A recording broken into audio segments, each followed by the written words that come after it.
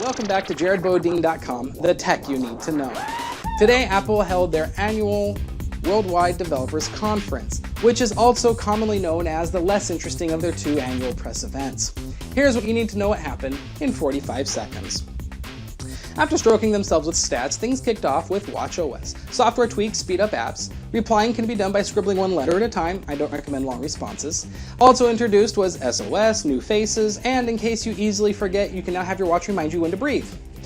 tvOS is getting single sign-on, allowing you to sign in once for all of your apps, and you can use your iPhone as a remote, finally.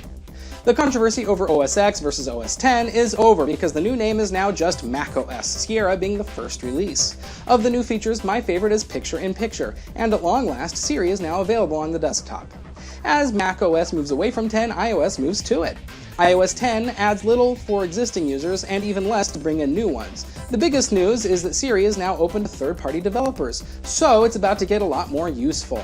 The forced attempt at group fun was about as awkward as I can assume navigating this new music interface will be.